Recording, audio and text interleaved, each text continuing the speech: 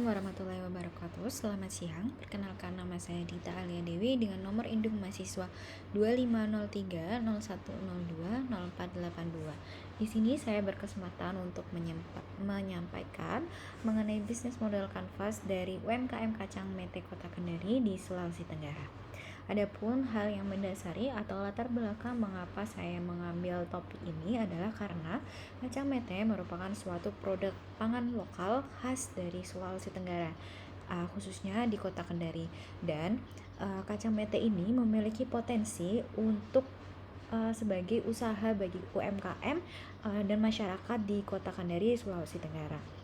Nah, diharapkan dengan adanya pembahasan bisnis model kanvas ini akan membantu para pelaku UMKM dari bisnis kacang mete untuk menghadapi tantangan dan segala challenge yang akan dihadapi dalam bisnis di masa saat ini. Baik, untuk yang pertama yang akan kita bahas adalah dari customer segment terlebih dahulu.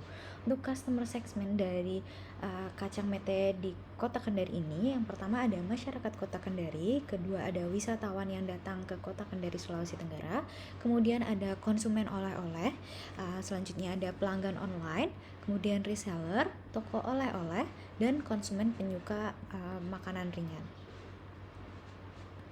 Selanjutnya, berdasarkan hal tersebut, kira-kira value apa sih yang ditawarkan dari bisnis UMKM kacang mete ini? Nah, yang pertama, kacang mete ini merupakan produk lokal Sulawesi Tenggara. Jadi dia khas dari Kota Kendari. Jadi ketika kita menanyakan kepada masyarakat setempat, kira-kira apa yang menjadi oleh-oleh, masyarakat akan menjawab itu ada kacang mete.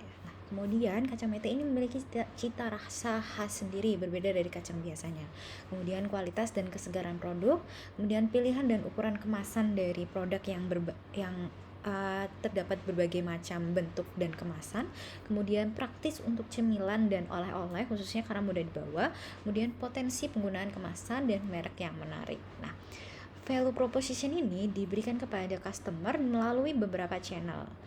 Yang pertama, ada penjualan langsung, kemudian ada melalui toko oleh-oleh, kemudian reseller, kemudian yang terakhir ada bisa melalui marketplace seperti WhatsApp, Instagram, Facebook, Tokopedia, TikTok Shop, ataupun marketplace lainnya. Nah, bagaimana sih hubungannya dengan nilai ini hubungannya dengan customer? Nah, jadi dengan melakukan pembelian ini, customer ini akan merasa turut dalam mengoptimalkan UMKM lokal. Kemudian ini akan memberikan pride bagi wisatawan yang membeli oleh-oleh bagi keluarga dan teman di kota asal, atau sebaliknya bagi masyarakat Kendari yang akan memberikan oleh-oleh tersebut kepada orang yang akan dikunjungi di kota yang akan dia tuju. Kemudian rasa bangga membawa oleh-oleh khas. Jadi seperti saya bangga saya memberikan oleh-oleh khas dari Kota Kendari. Jadi ada brand tersendiri. Kemudian yang selanjutnya ada pemberian informasi produk, ada promo diskon, pelayanan after sales, dan pembangunan pelanggan tetap melalui kualitas produk dan pelayanan. Oke.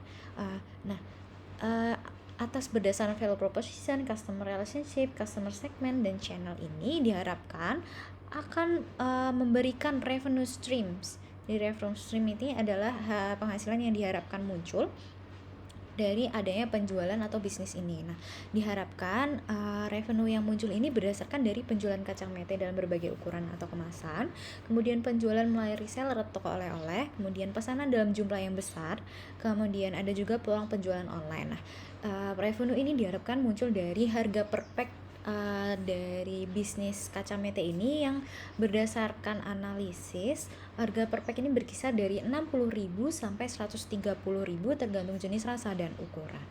Untuk mencapai hal tersebut, maka kita perlu memperhatikan juga key partner, key activities, value proposition, key resource, dan cost structure-nya. Yang pertama ada key partners, artinya ini adalah pihak lain yang bekerja sama dengan businessman. Yang pertama ada supplier bahan baku, yaitu seperti petani atau pemasok mete, pengepul, kemudian ada pemasok kemasan, kemudian ada penjual offline seperti toko oleh-oleh, warung, toko kelontong, kemudian ada juga penjualan online seperti marketplace, Grab, Gojek, Tokopedia, Shopee, dan lain sebagainya. Kemudian ada juga reseller, jasa pengiriman, dan marketplace itu sendiri. Nah, kira-kira kemudian yang selanjutnya, key activities dari bisnis ini yang kegiatan yang dilakukan sehari-hari untuk menyokong bisnis ini, yang pertama ada pengadaan bahan baku, kemudian ada sortasi, kemudian ada pengolahan seperti penggorengan, pemberian rasa, kemudian dilanjutkan dengan pengemasan, ada juga pengendalian kualitas, pemasaran, pengelolaan pesanan, distribusi barang, kemudian ada pengembangan produk, dan yang terakhir adalah pengendalian IT apabila bisnis ini sudah merambah ke tahap online. Nah, untuk menyokong key activities ini, maka diperlukan resource atau sumbernya. Dasarnya yang pertama ada bahan kacang mete atau bahan baku. Kita perlu juga tenaga kerja, kemudian peralatan pengolahan, tempat produksi, kemasan, merek, modal usaha, resep dan standar pengolahan, serta distribusi dan pengembangan produk. Nah, ini semua tentunya akan memunculkan cost structure atau biaya yang diperlukan untuk menjalankan bisnis ini, key activities, key resource, dan key partners. Yang pertama ada cost untuk pembelian bahan baku, yaitu pembelian kacang mete. Kedua ada pembelian bahan tambahan. Ketiga ada biaya produksi, tenaga kerja, kemasan, listrik dan air, transportasi atau distribusi, kemudian biaya pemasaran, biaya platform dan marketplace apabila online, dan yang terakhir adalah biaya pemeliharaan peralatan dan IT, karena apabila sudah masuk ke tahap penjualan online maka akan ada pengelolaan IT. Nah, kesimpulannya berdasarkan hasil analisis BMC UMKM Kacang Mete di Kota Kendari, nah kacang mete ini memiliki potensi untuk dikembangkan melalui penguatan produk sebagai makanan lokal dan oleh-oleh khas Sulawesi Tenggara. Pemetaan 9 elemen BMC ini menunjukkan bahwa pengembangan usaha dapat dilakukan melalui perluasan segmen pelanggan, optimalisasi pemasaran digital, peningkatan hubungan dengan pelanggan, serta penguatan kemitraan dengan pemasok seperti reseller dan toko oleh-oleh. BMC ini juga akan memberikan gambaran yang lebih terstruktur mengenai sumber daya, aktivitas utama, saluran pemasaran, sumber pendapatan, struktur biaya yang diperlukan untuk menjalankan usaha.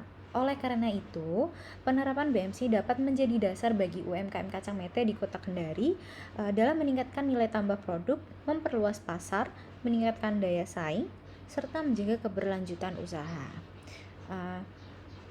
Sebagai kesimpulan bahwa BMC ini tentunya akan dapat membantu UMKM untuk lebih fokus dalam menjalankan usaha, mengurangi risiko, dan menghadapi persaingan. Demikian yang dapat saya sampaikan. Terima kasih. Wassalamualaikum warahmatullahi wabarakatuh.